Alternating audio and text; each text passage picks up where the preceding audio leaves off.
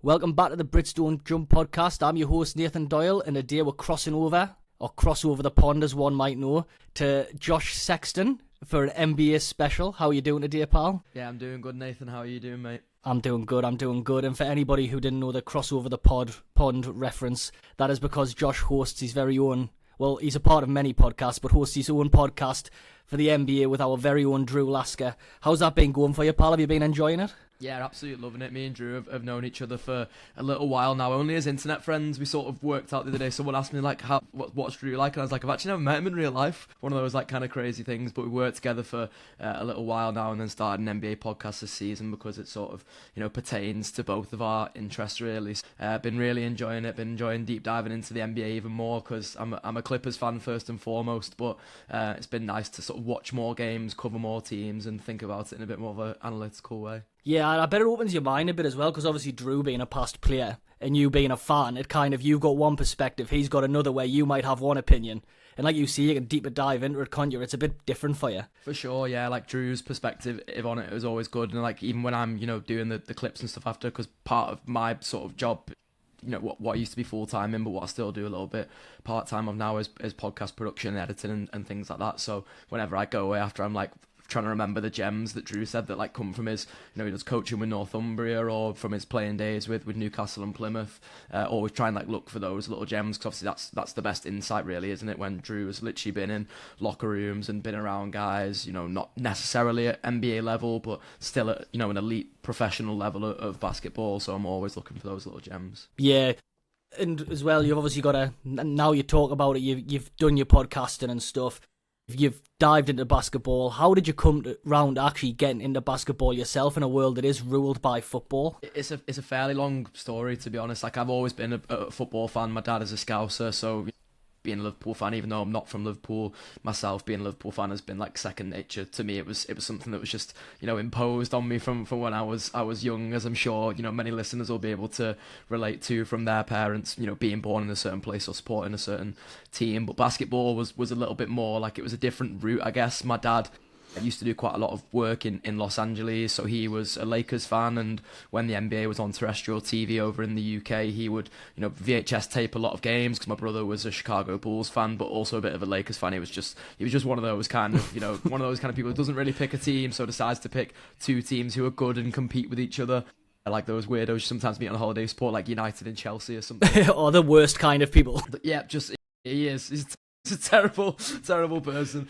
No, so we used to really enjoy watching the basketball together, and I didn't necessarily pick a team at the time. It was more just for me, 5 or 6 years old really. But I remember being like enthused by Allen Iverson, watching him, because he was just a smaller man on the court, but someone who didn't operate like a smaller man. Like he wasn't just, he was obviously jacking up shots, but it was a real mix. He was a genuine 3-level scorer. The 3-point percentage wasn't always necessarily there, so he'd get his own by getting to the basket and driving in on guys like Shaquille O'Neal. If you think back to that sort of finals run of the early 2000s. So I remember being like just infatuated by the way that he looked, Allen Iverson, because he was just cool as anything, wasn't he? Like all the tattoos, all the accessories. When you're a kid, like it's those bits of sort of football or basketball, I guess any sport in arena really, that stand out. Like you remember the guys with the nice boots. It's why loads of us loved David Beckham, cool hair and nice boots basically. So Allen Iverson was that in the NBA for me. And then a couple of years passed really where I would just describe them as like wilderness years, where I'm sure NBA basketball happened. I know that lockouts and things also happened in that time now that I'm looking back, but that was just alien to me because I stopped being able to access basketball freely on the TV, and it wasn't my dad kind of recording it on VHS anymore. So it was actually uni when I started to get back into it, because my roommate was a big Boston Celtics fan. He plays for the Isle of Man, from the Isle of Man, so plays for them in like the Island Games stuff. He plays at like quite a high level. He's just a very, very good player, and so like watching him play again kind of made me fall in love with it. And then watching the NBA with him, because he had a League Pass subscription, we started to sort of have conversations where I was like, oh, I'll have to pick a team then. And so I turned to Allen Iverson, the Philadelphia 76. Obviously Iverson had long gone by then, but a genuine Sixers legend. And my mate, being a Boston Celtic fan, was like, no, you're not picking the Philadelphia 76ers, obviously with that rivalry, but also the sort of trust the process era at the time, which you, Nathan, as a Sixers fan, I'm sure will be Worst time of my life. Yeah, I'm sure you'll be acutely aware of. I'd like to think it led into some good things. I mean, Joel Embiid's had a great career, so let's just stick with that as the positive from it for now. But I went a different direction basically, and you may kind of remember at the time because it made like genuine sports news over here in Britain. I remember it being on like back page of newspapers and stuff that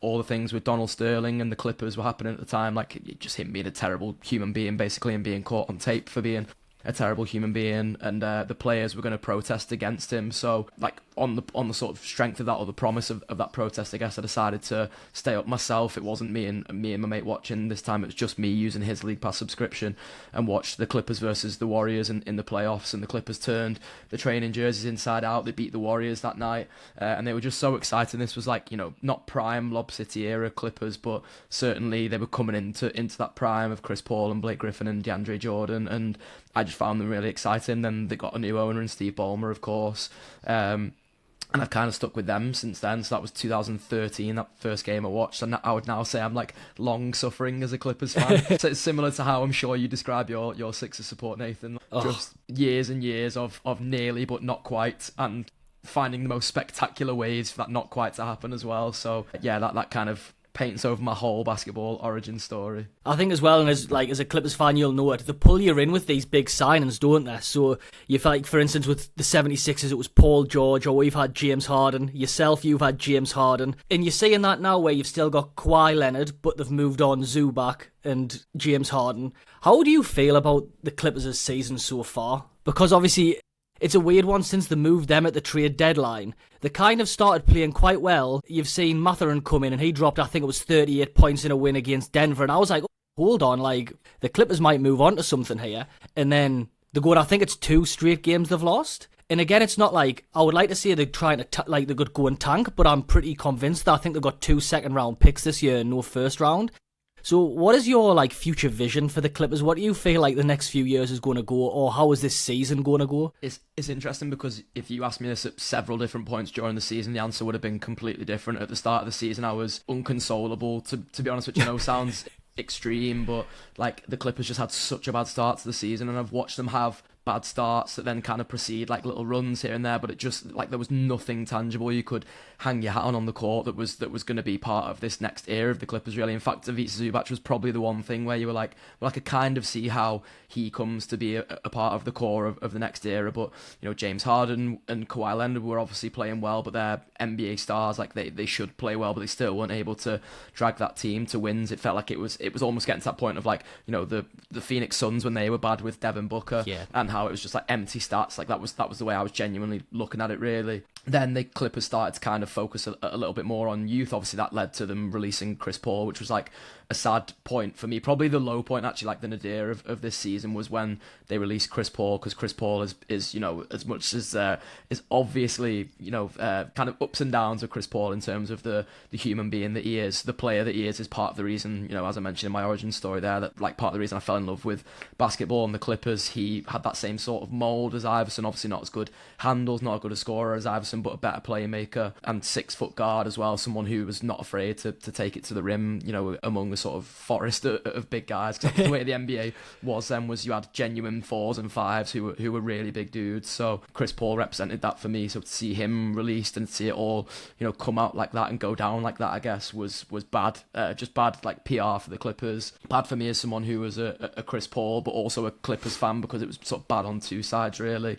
But then from there you saw guys like Kobe Sanders and Jordan Miller come into the fold a little bit, and I've watched Jordan Miller. I've had the pleasure of being able to cover the Clippers and go there in person. I've seen Jordan Miller play in person and seen that potential, but with Kobe Sanders, he's obviously our rookie from this season, a 2nd round draft pick from the summer, so he was an unknown quantity, an unknown entity, and he came in and started giving us really good play and kind of filled those Chris Paul minutes, and that was a much more positive step towards the future. And then from there, really, the Clippers kind of just figured it out a little bit, and a lot of the players cite the time of the NBA Cup final as the time when they were able to get into a training camp, and Jeff Van Gundy was able to turn things around. And Jeff Van Gundy was one of the ones who was involved quite heavily in all the speculation around Chris Paul and fallouts and things, so maybe it was just him being able to sort of get rid of something that was pissing him off, basically. If I'm allowed to curse on this, sorry, Nathan. Go for it. Check with that beforehand. But so, yeah, something that was pissing him off, and then just be able to focus purely on being a defensive coach and have guys that are more impressionable than maybe Chris Paul is to be able to get that point across. So from there, like it had been much better, and then the trade deadline is almost like another act of that. Like there's the first act which is bad, the second act which is really good, and they go on that incredible run, and there's Clippers fans who've promised they'll eat paper on the internet if they go on this certain run, and they did. And then they did eat the paper, so that was very entertaining as a Clippers fan. And then the trade deadline comes, and the sort of surprises start from there, really. And apparently the James Harden trade had been in the pipeline for a little while. Like Darius Garland has alluded to the fact that since he came to the Clippers, he was expecting to come to LA for a little while, and he was maybe a bit cold on the idea at first, but has warmed to it now. Ivica Zubac came completely out of left field for me, because as I say, at the start of the season and even before that, I was expecting him to be part of the next era. He was the only one with money on the books in 2027, for example. So I was expecting the Clippers to focus on him and building the team kind of, if not necessarily around him, because he's not like star level in terms of a centre, at least to have him at the very core of it, because he's a very good NBA centre. So I think what you've kind of seen now is in bringing in Mathurin, who is, again, a bit of an unknown entity, but is 23 years old, has a lot of upside if he can sort of nail down some of the defensive and shot selection issues that he may have, which, to be honest, you see that with loads of young guys in the NBA, so I'm almost not worried about that. And like you say, the performances that he's put in since he came in have probably reassured me a little bit that there's going to be loads of upside with him. And then Darius Garland, if he can kind of figure out this injury stuff, like what the Clippers have gone from being is, a team who had a terrible start to the season, but ultimately quite a good team with no future, to a team that suddenly has a bit of a future now. And even the picks that came from Indiana, one of them may convey to be the pick that's between 5 and 9 this season. I don't imagine that Indiana kind of fall that way now. I think it's probably just a coin flip for whether it's 5th or whether it's in that top 4 and Indiana do get it. But if not, then we've got 2 potentially great Indiana picks when they blow up the next version of their team in the 2030s. So it just feels like there's a little bit to be optimistic about for the future of the Clippers now. And I can't not be excited about that, because I've watched many seasons where we've kind of given up our future to get better and ultimately not been better enough to win anything. So I have to kind of. Do you think he's kind of like, do the Clippers now epitomise the era that the NBA is in? Because we've seen in the past, the Heat obviously worked when LeBron went there and they made the big 3 there, but everyone else who's tried it kind of has flopped. It's not impressed. So do you think the Clippers are kind of now moving past that? They've decided, look, Paul George didn't work, Harden didn't work, Kawhi's Kawhi, you don't know when he's going to play, you don't know what legal battles are going to come his way. But he's such a talented player, he can drop 40 points on any given night. Do you think the Clippers are kind of moving into that new era where they're going to go for a real deep squad, plenty of depth for every matchup that's going to come your way? Is that what the Clippers are now looking at? I think so, to an extent. The Clippers are funny, really, in that I think they've only ever been reactive rather than proactive. I think the Paul George trade was proactive. Obviously, it looks really bad with hindsight now, but there's a million things you can point to that look bad with hindsight. I love Shai Gilgeous-Alexander, but I never saw him becoming the player that he is now, and I don't think he would have on the Clippers, because the Clippers would have been a winning team. So even with Kawhi Leonard, he still wouldn't have got that time to develop on a bad team. So just kind of wanted to get that in there, because I know that's the first thing that people always throw at Clippers fans. But that's kind of the start of that era where people were putting stars together. Obviously, Kawhi was touted to go to LA and play with LeBron, and I think Anthony Davis may have been there at the time. If not, then he's surely followed after. So that was kind of the Clippers being reactive to an era of that. Then, as you mentioned, the Big 3 era kind of came in, really, because of a little bit of a follow-on from KD with the Warriors. Obviously, Big 3s existed before that with the Miami Heat, but it felt like teams were really trying to build their own versions that look at the Brooklyn Nets and stuff too. And the Clippers were late to that and did it badly, really, and it just didn't work. And then the Clippers tried, almost I guess by accident, really, got a bit younger and more athletic, and that started last season, really, where Norman Powell is not necessarily younger, Chris Dunn and Derek Jones Jr. not necessarily younger, but they were younger than what we had, and that was a key thing, was those guys being able to take on bigger roles in the team, bigger minutes come into the team, allowed the Clippers to look a bit more like what a good NBA team should look like. And then we saw the relative success of last season, albeit losing in pretty heartbreaking circumstances to Denver, who then go and take OKC to 7 in the Western Conference Finals too. that was sorry, in the Western Conference semi-finals. Like, that was tough to watch because you felt like the Clippers, if they'd just had that Minnesota Timberwolves side of the bracket, maybe they could have been able to upset a couple of teams. And then into this season now, where like they've tried to get even younger and even more athletic with, as I mentioned, Kobe Sanderson, Jordan Miller, and even Yannick Conan Niederhauser, who we drafted in the summer. So it feels like the Clippers are always like a little bit behind the curve, always playing catch up a little bit, and it's probably no surprise really they've not seen very much success in doing that. I'm kind of hoping that by going a bit younger and, you know, going away from stars now, they can be a little bit more adaptable. And I quite like the financial flexibility they're trying to give themselves as well, because I think we've seen loads now with the way the CBA is and the way the NBA is navigating generally, that there's a lot of teams who are trying to get more financially flexible just in case things sort of change and move very quickly. Yeah, I mean, or if you're the Philadelphia 76ers, you don't try and get flexible, you just dodge the luxury tax every year and just start trading off players for fun and just giving up everything that you thought you'd built, but we'll not get into that just yet.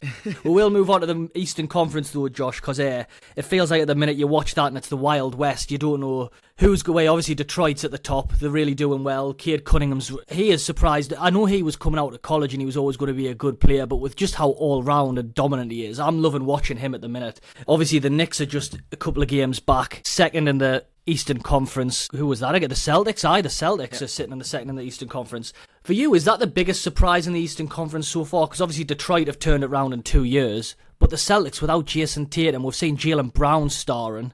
Peyton Pritchard kind of, at the start of the season they were slow, they were kind of trying to figure things out. He was starting and now he's coming off the bench, which seems to be working better for them. Are they the biggest surprise for you in the Eastern Conference this season, that they've managed to maintain that level of play? They may be the biggest surprise in the NBA, to be honest, besides maybe the Phoenix Suns is probably the only other team that I think can lay claim to being such a surprise. Maybe like Detroit could throw their hat in the ring, but I think, to be honest, Detroit were always like warming up to have this really good core. It was obviously just quite young, and now it's like really clicked into place. I think what's so surprising with Boston is not necessarily the play of Jaylen Brown. Like, I think a lot of people are kind of are showing their cards by like being too down on Jaylen Brown for too many years. Like, Jaylen Brown has been that guy. Jaylen Brown won the Saturday. He's probably right. Jaylen Brown is right up there for me. So like, he is not the surprising element of this. Peyton Pritchard, Derek White, those guys aren't really the surprising elements of this. It's guys like Neemias Queta and players like that who have come from basically like G League wilderness, or come into it as rookies in the case of like Jordan Walsh and Hugo Gonzalez and stuff, and made themselves really good NBA players. And I was kind of intrigued to read that article a little bit earlier in the season from Brad Stevens with The Athletic, where he talked about they basically were looking for the profile of like a good teammate, because they just wanted to ensure the fans could have an exciting season and have a team that they really like wanted to root for, like a team that wasn't all these like, you know, basically bad personalities who'd been waived by other teams and all these different kinds of things that I think the Clippers have bought into a little bit too much down the years, like just going in the buyout market to try and get like fading stars. I'm glad that the Celtics didn't do that, and instead they went, you know, for the youth factor, but also for just the good teammate factor, and it's really paid off for them. And that's where I think the surprise really comes in. And, you know, now that they're going to get Jason Tatum back, I still think people are underestimating them, because people are saying, oh, well, it won't work when Tatum comes back and stuff. And again, like I point to that NBA Finals run,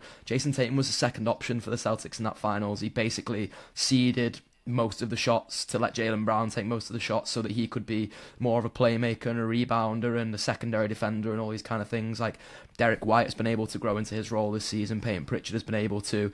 Jason Tatum now gets to come in and take the shots that Anthony Simons has left behind when he got traded away. I just think the Celtics have had an absolute masterstroke this season, and I think Detroit will have a bigger say in the playoffs than maybe people are giving them credit for. I'd be interested to see the way like the bracket falls. Like, if it is clearly Detroit and Boston in the 1 and 2, then I just think that is the Eastern Conference Finals as a lock. I was quite high on New York going into the season, but they've just shown me nothing so far to suggest that they're going to be a good playoff team. Like the pickups of Alvarado and Sochan, I think, are good for them, but they don't necessarily solve the issue, which is basically like, how do you keep Karl Anthony Towns on the floor and keep size on the floor 1 through 5? Josh Hart can kind of be the answer, but I think teams are smarter than not being able to figure out a way to play Josh Hart off the floor as a sort of, you know, undersized fives.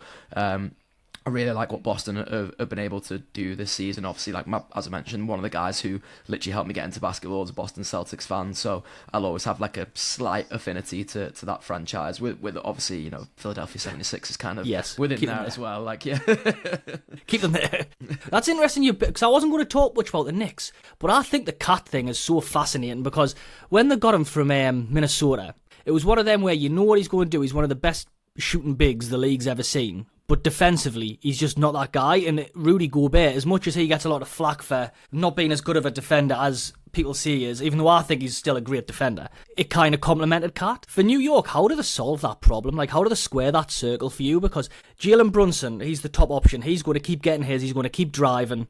And there's going to be moments where Cat has to defend. In what can they do? What can Mike Brown do to turn that around for you? Is there any way to help him defend? Do you give him less minutes in the playoffs? Or do you just have to face what you've got on your floor? I think basically the big X factor for the Knicks is whether they can keep Mitchell Robinson healthy. Like, if Mitchell Robinson is healthy going into the playoffs, I would still give them a shot. Like, I wouldn't write them off. He's basically the answer to making sure that you can use Cat as then an oversized four. And Cat has all the offensive potential to be an oversized four. You can hide him a little bit more defensively by just putting him in the corners if he's effectively the four on the floor for you. I think if Mitchell Robinson isn't healthy, which, you know, we have no real evidence over the history of Mitchell Robinson's career, he can sustain a healthy run when the game is, you know, a bit slower and a bit more physical and breaks down. That's when he tends to break down as well. So that would be my big concern for the Knicks. If they can't keep Mitchell Robinson on the floor, they're also going to struggle to keep Cat on the floor.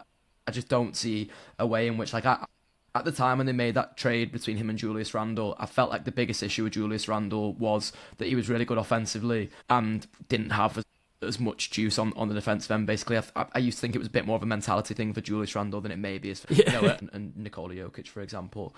Like, that is where I see New York still struggling. Like, even off the back of that trade, like, I think it was just a bit of a sideways trade for both teams, and it's kind of worked out in the sense that Cat's just found more of a home in New York and Julius Randle's found more of a home in Minnesota. But in terms of literally changing the play for those two teams, I just don't think it did much in terms of like lifting the ceilings or the floors of either of them. So I'm really interested to see what that looks like come playoff time. Like, I think Jalen Brunson is legit, and I think he's still a little bit underrated when people say like he's not a star. He most definitely is, and part of the reason is because once again, like I come back to these, you know, 6 foot. I know he's obviously a bit taller, sort of like 6'2", 6'3", but these smaller guards who have the ability to get into the paint. He's a little bit of a throwback in that sense, like great mid-range game, great at getting to the rim, 2 feet in the paint seems to like always be his motto. And that is, you know, I say Mitchell Robinson's obviously the X factor, but like the most important thing for the New York Knicks is having Jalen Brunson on the floor, because he is just the most important player and scorer. Yeah, and you know what it is as well with Brunson? I'm with you. I don't know how people don't rate him. And you know where, like, you think of players match made for teams. Is that actually a better fit you've ever seen than Brunson in New York? Because firstly, New Yorkers are just idiots, right? Let's just put it out there. They're very abrupt, but I mean, that's probably why I used to like them. Like, before I got into Philadelphia, it was one of the teams I really liked to watch was New York Knicks. And it's because they've got that brutal...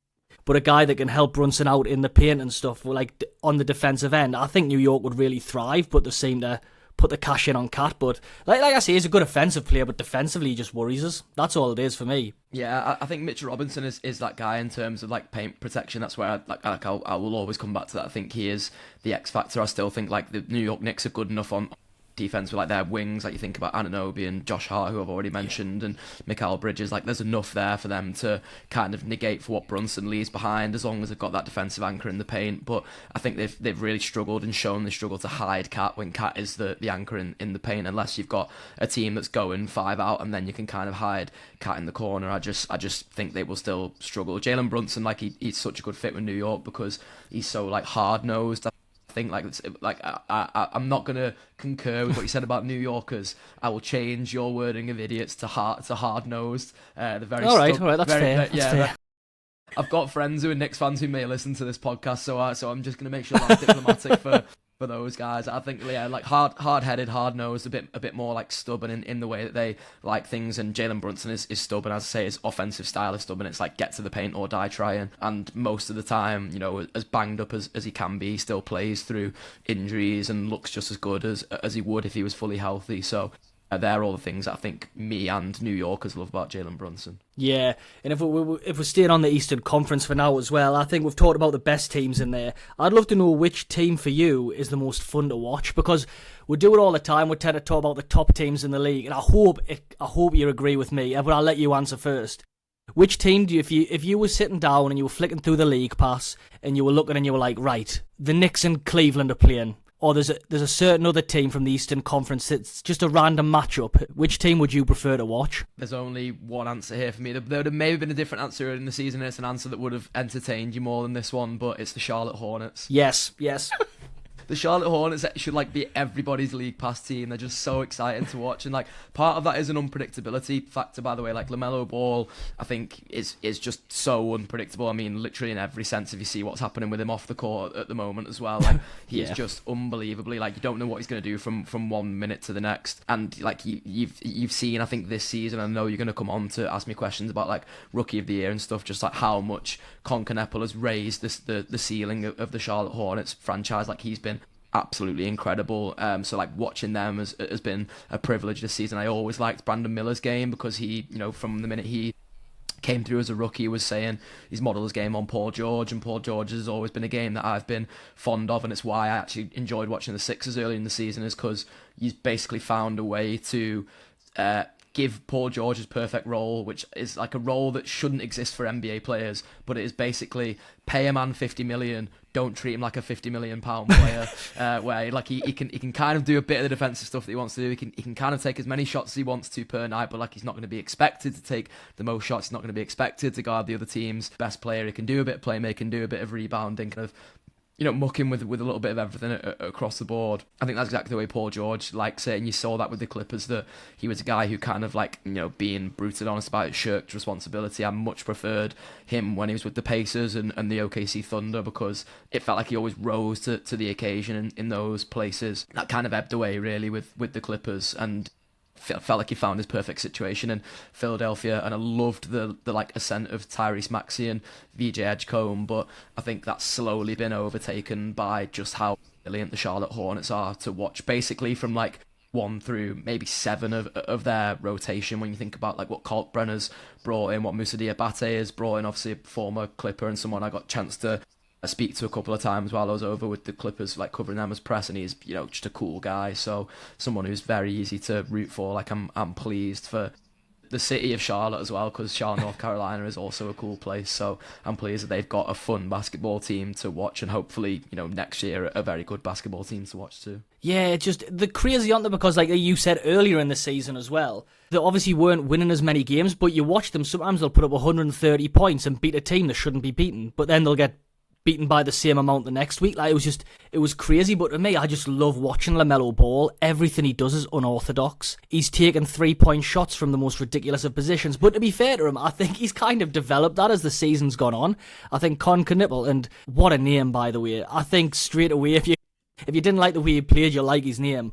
But the way he's beaten 3-point records is just tremendous. Do you actually think if they got him through the play-in tournament, which I think looks likely, do you think they're a team that could actually go deep in the playoffs? Or the kind of, because they're too random and too inconsistent, do you think they would fizzle out quite quick? I think they would be a first round exit. I still think anyone who finishes in that top 4 is going to be way too strong and have way too much playoff experience for them, really. I guess that's kind of assuming that Toronto doesn't finish in the top 4. If they do, then a little bit less playoff experience, but I still just think hard nosed in terms of that defensive style of play. If it's Cleveland who do get in there, or New York who sort of prop up the rest of that top 4, those 3 teams, including Boston, are all really good playoff teams and fairly quick first round exit. They may give 1 or 2 teams a bit of a scare, but they're not overly physical. There's nothing about them. I would love to see if they got into the 8th seed through their sort of 9-10 matchup, then play the Detroit Pistons, because that scrap from the other week, I want to see that night after night in the playoffs, basically just 2 teams literally kicking lumps out of each other. It would be very, very fun to see. Do you know what it is, though? That's why I want to see Detroit and New York as well. Can you imagine Alvarado getting involved in that as well? And then Isaiah Stewart just coming off the bench for no reason at all, even when he's suspended, just to start hustling people. Do you know what it is? I didn't even rate him that much as a player the other year, but he really has came on leaps and bounds. But I just look at it and I'm scared. I look at the television, I'm like, oh my God, I get nervous watching him come on the court. I'm like, what is he going to do here? He's unpredictable. I think anyone who charged after LeBron James with reckless abandon is someone who you would not like to meet down a dark alley. Like, everyone generally feels like they kind of give LeBron grace and respect his game, and then you've got Isaiah Stewart having to have coaches hold him back as he charges towards him. He's off his head. No, but it's another reason we'll love the NBA, isn't it? Well, we'll move on because we've touched on the Eastern Conference quite a bit now. We will move on to the Western Conference, and this is probably it's definitely the more talented of conferences. If we're looking at the top of the league, we've obviously got OKC sitting there. For me, they're probably still favourites. Is there anyone outside of OKC, such as the Denver Nuggets, that you see really challenging up there and could actually maybe take this title off OKC? It's probably the only other team that I class as a contender that you've not mentioned there. Like, I'd say that OKC and Denver are going to be right up there. Denver has to get healthy. That's the main thing for me. Like, Denver just has to be a healthy team in the playoffs. Like, I don't know if you listen to the Zach Lowe podcast, Nathan, but Zach Lowe's been saying on his show all year that genuinely the biggest X factor in the NBA might be Aaron Gordon's hamstring. Like, if he can get on the floor, I witnessed it firsthand when they were playing the Clippers last season. He just brings a completely different dimension to that Denver Nuggets team, offensively and defensively. But it's the San Antonio Spurs who I think have got everything that can cause the OKC Thunder problems. Wemby is the kind of guy that can cause anybody problems, makes it difficult in terms of his gravity around the paint. When you drag him out the paint, he's still blocking guys' three-point attempts on the perimeter. The other guys that are in there, the sort of, smaller guards like Stephon Castle and Dylan Harper and stuff, like, they are good enough defensively, but also really getting to the paint. And again, I feel like I'm tiring this observation now, but I really like the guards who are small and still get to the paint. So they've been so much fun to watch me this season, and that season series with OKC in particular, I'm just sad it's over, to be honest. Like, please, if the NBA was to do any motion, forget the anti-tanking stuff for now. Just make OKC and San Antonio have to play each other a couple more times, because every single one of those matchups was a great one. So yeah, it'd be San Antonio, Denver, and OKC that I'd see up there. I think like the talent ceiling of the West is higher. I think there's more parity out east, and I'm kind of all for parity. Like, it definitely feels like there's more sort of star potential out west, but then Houston have just had one too many injuries, so I think I've just got one too many question marks around them still. And then I just refuse to class the Lakers as contenders, and anyone below them I don't think is a contender really either. I wasn't gonna touch on the Lakers, and I was gonna do a bit more on Minnesota, but I was watching because obviously I start work so early, so I was waiting for this because I'd drop off overalls and stuff. So I was waiting for this drop to open, and I was watching the rest of the Lakers game on. It would have been Wednesday morning. Who were they playing again? Why is me head gone? Lakers. I can't remember what went down to the open, like the last thing. And there was the Magic. The Magic, yeah. The Orlando Magic. They were playing at LA, and Luka Doncic, he ISOs his player. And then LeBron, you can see him shouting on the side. And for some reason, Luka wasn't having a great night. He was missing a lot of shots. But in that moment, I would back Luka, and he hands the ball off to LeBron, who then has 2 seconds on the clock to get a shot off and misses. And then just throughout the game, I was watching this, and I was like, whenever Austin Reeves and Doncic are on together, I really like it. I feel like it works. And this isn't a slight against LeBron, because he's one of my favourite players ever, if not the favourite player. It just doesn't work for some reason. It feels like Luka's looking over his shoulder all the time for that next man, whereas I know his efficiency drops quite a lot when he's the main guy. But I would prefer that version of Luka Doncic to the one who's passing up shots. What do you make of the Lakers? Like, when people talk about them as contenders at the start of the year, I was like you. I was like, I don't see it defensively. I don't know what they've got. Is that their main issue for you? Is it on the defensive end? Or is it just trying to bunch three guys in Austin Reeves, Luka Doncic and LeBron James together and just it doesn't work? Yeah, it's the the defense coupled with 3-point shooting really, I think has always been the biggest issue for the Lakers. Like, you saw at the minute that Austin Reeves went down, like, it basically becomes the Luka show and has to become the Luka show for them to stay afloat in any way. And listen, like, Luka Doncic should never be doubted. He is absolutely brilliant. He did this with the Dallas Mavericks for years. I actually think it's why the Dallas Mavericks didn't see as much playoff success as maybe they could and should have if they'd have helped Luka out a little more, is because every single time the Mavericks got into the playoffs, I saw it because the Clippers, it felt like, played them every single year in that first round. He was always just banged up. Like, he was always injured. He would always have something wrong with, like, his wrist or his ankle or his knee, because he was so banged up because he'd thrown everything into the regular season.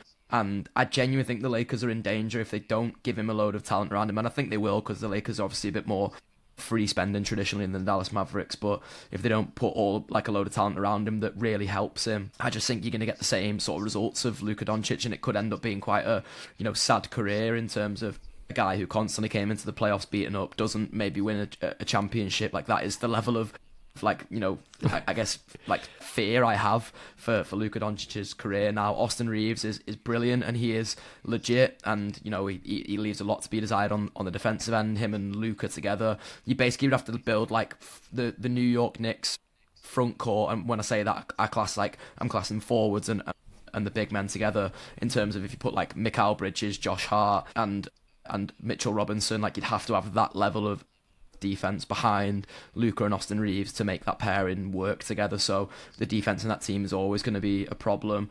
I just think LeBron is like, not necessarily like, he's not over the hill. I don't want to say over the hill. He's over the hill to still be that important in a role or a contender. Like, he's at the Paul George stage now. Like, he should be doing what Paul George has been able to do for the Sixers this season, where there's 2 or 3 guys ahead of him in terms of options. There's 2 or 3 guys ahead of him who are more likely to defend the team's best player than he is, and he just gets to kind of like potter around, having the odd good scoring night, mostly just assisting people and making the game take over, grabbing rebounds and stuff like that. LeBron is on a different level to Paul George, just like, even still, of course, but like, that's the kind of role that he wants to find himself in now. So I kind of hope, just in terms of like seeing a good Lakers team, that they look to get off LeBron in the summer in whatever way that comes, and they go in a different direction that speaks to Luka's timeline and his sort of career more, because otherwise I do think they're just in danger of ending up like the Dallas Mavericks, where Dallas could never quite get enough around Luka to negate for what he lacks on the defensive end, which, by the way, like, some people say, oh, well, he shouldn't, he's a star player, like, stars should be two-way. Like, it's not the way it works. I'm afraid, like, Luka is that good and that much of a generational offensive talent. You just do whatever you can, and you basically give him the ball and get out the way, but also you make the regular season easy for him. And I don't think it's any mistake that the closest he got to a championship was when the Dallas Mavericks did that for him, and he just came up short. Well, look exactly when the Mavericks put Daniel Gafford next to him, like, it just worked. They had 2 big centers that could, obviously he was lobbing to all the time. He didn't have to shoot every night, he would still, but he could put assists up. And then, like you said, defensively, he's never been at the races, but that's what you've got to accept with Luka Doncic. And in LA, sure, they've got the pulling power to bring in, like you say, I'm like, LeBron probably has to go. Where he goes, I'm not quite sure. People are saying back to, where would you go if you were LeBron James? Would you want a reunion at Cleveland? For me, I don't think that makes sense for Cleveland. What would you personally do? I would just do Golden State. Like, I think it's a picture book ending to his and Steph Curry's career if those two can play together. Obviously, both from Akron, Ohio, born in the same hospital. All those narrative points that you can kind of hit on, really, like LeBron and Steph Curry together. I hate what's happening in Golden State just for the back end of Steph Curry's career. Like, they are just butchering the hell out of the back end of Steph Curry's career. So go and get LeBron in whichever way you can get him. If it means you trade away Draymond Green, absolutely fantastic, because that guy is a problem child at this stage and doesn't give you enough to negate for what he takes away from your team by being such a problem child. So, he's had a brilliant career with the Golden State Warriors. I'll never look back and sort of rewrite history on how that went for Draymond Green. But right now, he is just a major negative. And if they could bring LeBron in, then it would at least like give Steph a nice little like picture book ending to his career. Can you believe they've held on to Draymond Green for so long? I watch him and I can't remember who they were playing the other night, but he's piggybacking players and like just causing problems, constantly getting suspensions. And when he stamped on Sabonis 2 years ago, I'm just like, why would you want I know you want a guy with a bit of an edge, like we'll talk about Isaiah Stewart. Like, yeah, fair enough, that's the kind of guy you want, but when people are stamping on people's like chests, do you understand why they've kept him for so long? Not at all. And when they paid him a couple of years ago, that was the point where I was like, you've got the perfect opportunity to cut ties with him here. Like, I was even lobbying for before the trade deadline, like not the most recent one, the one that was a couple of years ago before his deal expired. Like, I was lobbying for trading him to Detroit and seeing what assets you could get back from Detroit and things like that, because he felt like the kind of player that Detroit needed at the time, where they wanted that bad boy Pistons reputation, and it was just probably at the start of Isaiah Stewart becoming that, and it was before Ron Holland got drafted, and they maybe built out a few more of those guys who feel like a bit sort of like rough. Draymond Green would have absolutely been that. He'd have been a good veteran in that locker room for the Pistons. I felt like that was a trade at the time that would have worked for both teams, but Golden State passed up on it, any potential of doing that, then paid him, and I just can't understand it for the life of me. It feels like that franchise have like stuck themselves in the mud the last few years just to try and extend this Steph Curry timeline. I didn't hate the Jimmy Butler acquisition, but equally, like, Jimmy Butler is not the guy that Jimmy Butler used to be when he was on the Miami Heat. So like, I don't think he's enough to lift Steph. I think he needs something else in there that's either on the level of Jimmy or a little bit above, and that's what I think LeBron is. Yeah, no, I think it would be a good move for the. I've never thought about him going to get Golden State, to be honest. It was never one of the options. Obviously, all I ever hear is Cleveland, and I just don't like that for Cleveland. I think the Golden State move would make more sense, but then they've just got rid of Jonathan Kuminga as well, and for so many years they've held on to a player that I was like, is he going to make it? Is this his year? And then you always feel like it's his year, and Steve Kerr's going to give him more of an option, and then they just ended up trading him to Atlanta, and obviously he had a great first game there, and he's a player I really want to see do well now, because he just doesn't seem to get his opportunity. But like you say, it just feels like they've stuck out with an old core, and if you're going to stick with an old core, it's with Steph Curry. But Draymond Green, for me, just it's not happening. I don't see them ever getting any further than a playing run with him in the team. No, there's just always been too much of a gap between the two timelines that they've established, and they've obviously had, you know, a lot of luck in the draft in the years gone by, where they were a bad team for a year and then came back up to be a good team. But that two timeline thing I just don't think works. You need a bit more of like a conduit in between that, and a bit more of a mix and range of ages. And you know, what you've basically got at the moment now is guys like Moses Moody, who are good NBA players, but not good enough to lift Steph to where we think Steph should be, while Steph is still good enough to lift himself and his team to at least be like a winning team. It's not going to be enough, and it would be really sad to see, because I think Steph is probably the most likable NBA star that we've maybe ever seen. I think he's pretty, you know, universally liked across NBA fandom, really. So it'd be sad to see Steph's career kind of peter out in that way. Yeah, 100%. I think he deserves better than that. So now we'll move on to the Rookie of the Year race. We are getting pushed for time, but I cannot not talk about VJ Edgecombe, my favourite player on the Philadelphia 76ers at the minute. And I try and fight his corner in this race, because I think he's landed in such a good position where he doesn't get the opportunity to thrive as much as maybe Con Knuppel and Cooper Flagg, and he does the stuff that he's got to do to help the team win, which I don't ever think gets attributed into this race. And as much as I do want to say he's Rookie of the Year, I don't think he can be at this point. And I'll ask you your opinion for you, who is leading the race at the minute. Yeah, I'm sad about VJ, because he would have been my bet at the start of the year, really, in quite like an underdog stated way. Like, what I love about VJ is he kind of gives like street baller vibes. Like he brings that same, like, you know, toughness, but also just like a get to the paint or die trying mentality. Like I love the way that VJ plays. It feels like he plays like it's a playoff game 7 every single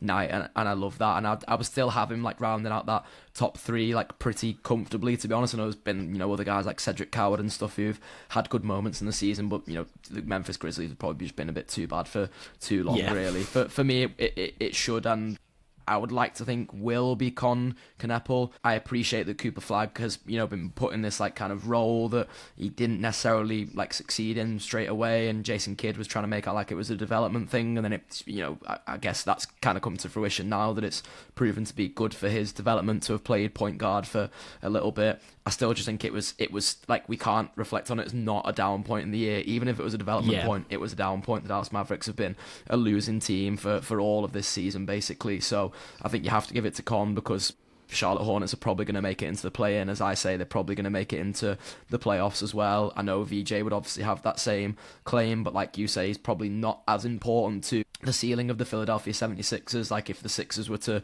put out a rotation in the playoffs that had, like, you know, Maxey, Grimes, George, Embiid and Barlow in, for example, they're probably still managing to get a win without VJ Edgecombe. Whereas if the Hornets put out a 5 that didn't have Con Knuppel in, I don't see a way in which that team's having any success in playing or playoff games. So for me, it would be Con Knuppel, sort of all things considered. Historic season, breaking 3-point records, as you mentioned before, importance to his team, generational, and I'm so excited that we're getting 2 generational draft classes in a row, because I think the NBA is really seeing like a changing of the guard this season. Those 3 guys in particular have really helped that, and I think there's, you know, at least 3 guys in the draft next season that will help that too, in terms of Peterson, DeBonsa, and you know, take your pick from there. Boozer probably would be the 3rd guy that everyone talks about. I just think it's a really exciting time, sort of looking to the future to follow the NBA. And for me, Con Knuppel, and by the way, I don't know if you've seen this, but as you were fascinated by the name, all of his brothers also, their names begin with K. Like, I seen that this morning. He's got a brother called like Kinston, and like it's crazy. But I'm really the name just rolls off the tongue, which I like as well. It's a better version of the Kardashians, isn't it? We really Yeah, prefer that. Yeah. So I don't know if you keep in touch with the NCAA, but if you just mentioned 3 names there: Boozer, Bonser, and obviously Darren Peterson, who's getting a lot of flack at the minute for not being on the court. I don't like to suggest it's not a mentality thing. I'd like to give him the benefit of the doubt and say it's an injury thing. So I don't want to question that. But out of them 3 players, if you were a Clippers GM and you somehow got you're not going to get a lottery pick, but if you did have a lottery pick, who's the guy out of them 3 players are you picking? It would be tough because even though I'm like kind of aware of what's going on in the NCAA, like I don't tend to watch until March comes around. Like I don't really get to watch like many regular season games. Like between like I cover football and basketball, so between those two, like 2 teams are kind of like more than enough for me. So yeah, I don't get to see too much of it really. But I would probably say on the strength of like what I've heard and what I've read and stuff, I'd probably go for Bonser for the Clippers. I just think like again when we're moving into Clippers need something that's like an offensive injection of that, and I think Bonser probably brings that a little bit more than the other 2 guys. I think like the Peterson thing for me, I think you've been a little bit generous in saying like it's not a mentality thing. I think he's just like, I'm going to the NBA, I'm going to be a top 2 pick regardless. Like I don't want to do anything here that risks my like future potential. Yeah. That. I think you kind of like saw it a little bit with Zion Williamson towards the back end of his career at Duke as well, albeit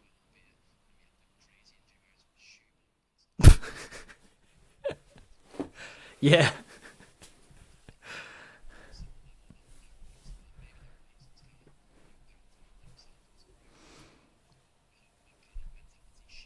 Yeah.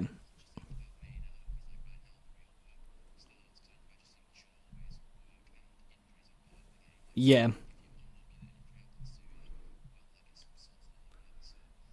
me off him a little bit as a GM.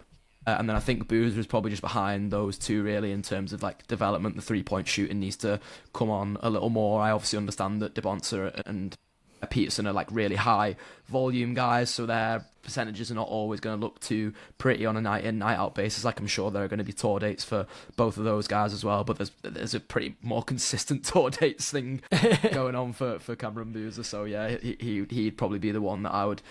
Sorry, the Bonser would be the one that I'd go for, and the other 2 would be the ones I'd pass up on. Yeah, mate, I'm with you. And with Peterson, like I was saying, I'm trying to give someone the benefit of the doubt, but I don't disagree with you. But either way, for me, if I'm a GM, it doesn't matter which one it is, mentality or if it is injuries. He's not played. So for me, I'm avoiding that because it's such a deep class. And if you want a guard, there's so many different options in there that you could go for. So it's not that much of an issue if you don't get him, where someone like AJ is just... I love the way he plays. He's similar to Edgecombe, but yeah. I think he's more natural where we're seeing at the start of the year with Edgecombe, especially in the Middle Eastern games. His shot wasn't quite there. I think he must have put a lot of work in leading up to the season because suddenly when we played the Celtics, he was pulling up for threes, he was hitting mid-range shots. Like, he really improved on that. So, yeah, I'm with you on the Peterson one. I probably would avoid him if I could. Now, Josh, you've got through all the questions. You've done well. You've battered them all out the park. Now I just need to ask you one final one. And this is purely opinion based. It's not best players in the league. It's who you would put together and you would enjoy the most watching. It's a combined East and West starting 5. If you want a guy off the bench, that's your choice. I'll give you a guy off the bench if you really want to, because it tends to make it easier.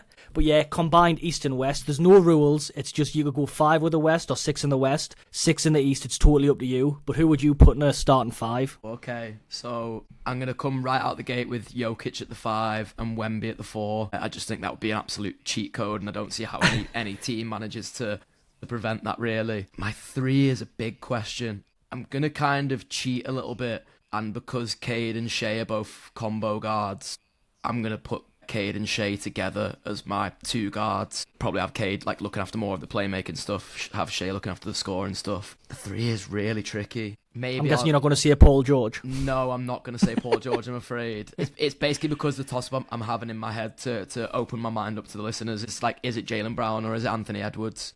I'm guessing this is like, more so based on this season than anything else, really. So I will go with Anthony Edwards. I thought you were going to go the other way. I really did think you were going to go the other way there. I'm just going to go Anthony Edwards. I feel like I may live to regret that. I think basically I'm picking it on the basis that like Ant has really shown... don't know, because you could say the same about Jaylen Brown. I was going to say he's shown like he can be the main guy on his own on a team, but Jaylen Brown has literally done that this season. I'll go on. I'll stick with Ant. I'll say it's because I want those highlight dunks night after night. Stick your chest out, do it. Jaylen Brown is fantastic, two-way player, way more so than Anthony Edwards is, and maybe I'll need a bit of that defense for what Shea maybe can lack at times. Albeit, Cade is a great defender next to him. I just think Ant's probably the more exciting option to have, so I'll go for the excitement in this case. I mean, to have Jokic and Wemby in the same teams probably's already won you the game anyway, so I think you've picked a good 5 there. Yep. Well, mate, thank you very much for that. I've really enjoyed finally talking NBA with someone.